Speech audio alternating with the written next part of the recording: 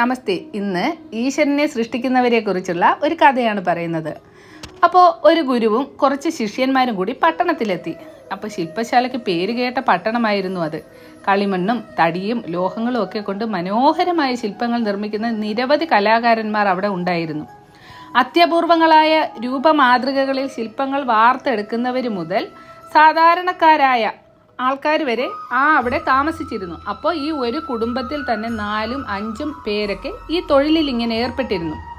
അപ്പോൾ ഈ തൊഴിൽ ചെയ്യുമ്പോൾ കുടുംബത്തിൽ എല്ലാവരും ശില്പനിർമ്മാണത്തിൻ്റെ ഏതെങ്കിലുമൊക്കെ പണികളിൽ പങ്കുചേരും. പൂർത്തിയായ ശില്പങ്ങൾക്ക് ചായമിടുക, അല്ലെങ്കിൽ മൺശില്പമാണെങ്കിൽ അത് വെയിലത്ത് വെച്ചുണക്കുക, പാവകൾക്കും മറ്റും വസ്ത്രം തുന്നുക മുതലായ ജോലികൾ ചെയ്യുന്നത് കുട്ടികളായിരുന്നു. പ്രത്യേകിച്ചും ഈ കലാവാസനയൊന്നും ഇല്ലെങ്കിൽ പോലും മുതിർന്നവരുടെ അഭിലാഷമനുസരിച്ച് അവർ സഹായിക്കാൻ ഒത്തുകൂടും. അങ്ങനെ ഗുരുവും ശിഷ്യന്മാരും ഒരു ചെറിയ വീട്ടിലേക്ക് കയറി ചെന്നു. അവിടെ വൃദ്ധനായ ശില്പിയും അയാളുടെ പുത്രനും ആ പുത്രന്റെ ഭാര്യയും, അവർക്ക് 2 കുട്ടികളുണ്ടായിരുന്നു. അവരിത്രയുമാണ് ആ വീട്ടിലുണ്ടായിരുന്നത്. എല്ലാവരും ശില്പനിർമ്മാണത്തിൽ പങ്കുചേരുന്നവരുമായിരുന്നു. അപ്പോൾ ആ വീട്ടിൽ പ്രായമുള്ള ഒരാളുണ്ടായിരുന്നു. ആ ശില്പനിർമ്മാണത്തിനുള്ള ചെളി വീടിന്റെ ഒരു വശത്തുള്ള ചെറിയ ചായ്പിനുള്ളിൽ ചവിട്ടി ഇങ്ങനെ കുഴയ്ക്കുകയായിരുന്നു. ഇതിന്റെ ആവശ്യത്തിനുള്ള ചെളിയെല്ലാം കൊണ്ട് കൊടുക്കുന്നത് ആ വൃദ്ധന്റെ പുത്രനായിരുന്നു. അപ്പോൾ ആഗതരെ കണ്ട് ആരൊക്കെയാണെന്ന് അന്വേഷിക്കാൻ വൃദ്ധൻ മകനോട് പറഞ്ഞു. അപ്പോൾ ഗുരു പറഞ്ഞു, ഞങ്ങൾ അകലെ ഒരു ഗ്രാമത്തിലെ പാഠശാലയിൽ നിന്ന് വരികയാണ് എന്ന് പറഞ്ഞപ്പോഴത്തേക്കും ഈ വൃദ്ധന്റെ മകൻ അവരെ അകത്തേക്ക് സ്വാഗതം ചെയ്ത് വീടിനകത്തേക്ക് കൊണ്ടുപോയി. എന്നിട്ട് ഗുരു ഈ ചെറുപ്പക്കാരനോട് പറഞ്ഞു, താങ്കളുടെ പിതാവിൻ്റെ ശില്പചാതുരിയെക്കുറിച്ച് ഈ പട്ടണത്തിൽ പരക്കെ നല്ല അഭിപ്രായമാണ്. അദ്ദേഹം ശില്പങ്ങൾ മെനയുന്നത് കണ്ടാൽ കൊള്ളാമെന്നുണ്ട്. ആ ആഗ്രഹത്തിലാണ് ഞങ്ങൾ ഇവിടെ വന്നിരിക്കുന്നത്. അപ്പോൾ ഗുരു ഇത് മകനോട് പറഞ്ഞു. ഗുരു പറഞ്ഞത് മകൻ പിതാവിനോട് പറഞ്ഞു. വൃദ്ധൻ എതിർത്തൊന്നും പറഞ്ഞില്ല.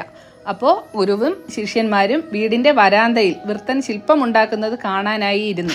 അപ്പോൾ ഈ ചെളി കുഴയ്ക്കാനുള്ള വെള്ളം പുത്രന്റെ ഭാര്യയാണ് കോരിക്കൊണ്ട് വരുന്നത്.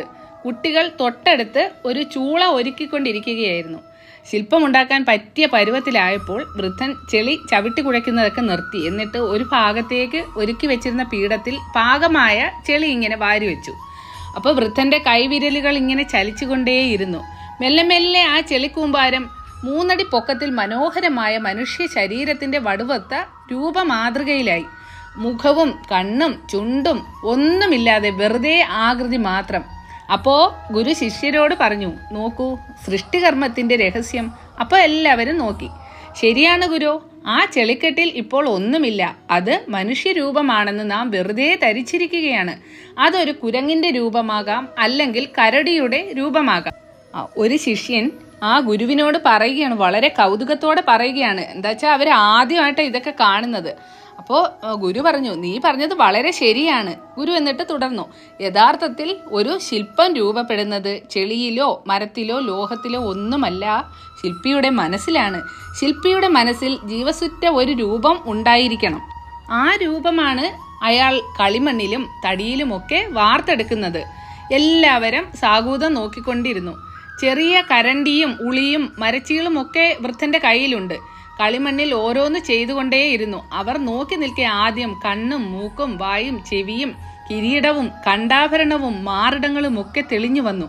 വൃദ്ധൻ അതിസൂക്ഷ്മമായി കൈവിരലുകൾ ചലിപ്പിച്ചു. ഓരോ ചലനത്തിനുമൊപ്പം ആഭരണങ്ങളുടെയും ശരീരഭാഗങ്ങളുടെയും സൂക്ഷ്മാംശങ്ങൾ രൂപത്തിൽ പ്രത്യക്ഷപ്പെടാൻ തുടങ്ങി.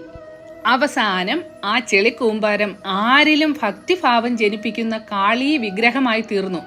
അപ്പോൾ ഗുരു പറഞ്ഞു, നോക്കൂ തികച്ചും അശുദ്ധമായ വസ്തുവാണ് ചെളി എന്ന് നിങ്ങൾക്കറിയാമല്ലോ. ആ ചെളിയിൽ നിന്നാണ് പരിശുദ്ധിയുടെ പര്യായം എന്ന് കരുതി നാം ആരാധിക്കുന്ന ദൈവവിഗ്രഹങ്ങൾ ഉണ്ടായിരിക്കുന്നത്. പക്ഷേ പരിശുദ്ധമായ അത്തരമൊരവസ്ഥയിലേക്ക് ചെളിയെ മാറ്റിയെടുക്കുന്നത് എന്താണെന്ന് നിങ്ങൾ ശ്രദ്ധിച്ചോ? അപ്പോൾ ശിഷ്യന്മാർ ഉത്തരമില്ലാതെ ഗുരുവിനെ ഇങ്ങനെ നോക്കിയിരുന്നു. അപ്പോൾ ഗുരു വീണ്ടും പറഞ്ഞു, ക്ലേശപൂർണമായ ശാരീരികമായ അധ്വാനമാണ് അതിന് പിന്നിൽ. അതിനുശേഷം സ്വന്തം മനസ്സിൽ അന്തർലീനമായ ഈശ്വര ചൈതന്യം കടത്തിവിട്ട് സ്വരൂപം നൽകുന്നു. അതുകൊണ്ടും തീരുന്നില്ല സൃഷ്ടികർമ്മം. അങ്ങനെ രൂപപ്പെട്ടതിനെ പിന്നീട് അഗ്നിയിൽ സ്ഫുടം ചെയ്തെടുക്കുന്നു. അഗ്നിസ്പർശത്താൽ ആ ചെളി ശുദ്ധമാകുന്നു, ദൃഢമാകുന്നു. ഇതൊരു വലിയ പ്രക്രിയയാണ്. ശിഷ്യന്മാർ ഇതെല്ലാം അത്ഭുതത്തോടെ കേട്ടും കണ്ടുമൊക്കെ ഇരിക്കുകയാണ്. വൃദ്ധൻ എന്നാൽ ഇതൊന്നും ശ്രദ്ധിക്കാതെ തൻ്റെ പണിയിൽ മുഴുകിയിരിക്കുകയായിരുന്നു. ഗുരു വീണ്ടും പറഞ്ഞു, ഇത് നമുക്കെല്ലാം പാഠമാണ്. ഈശ്വരനെ സൃഷ്ടിക്കുന്ന ദിവ്യമായ സർഗ പ്രക്രിയയാണ് നാം കണ്ടുകൊണ്ടിരിക്കുന്നത്. യഥാർത്ഥത്തിൽ ആ കൈകളെ നാം പൂജിക്കണം. എല്ലാവരും വൃദ്ധനെ കൈകൂപ്പി തൊഴുതു. അതിനും അയാൾ പ്രതികരിച്ചില്ല.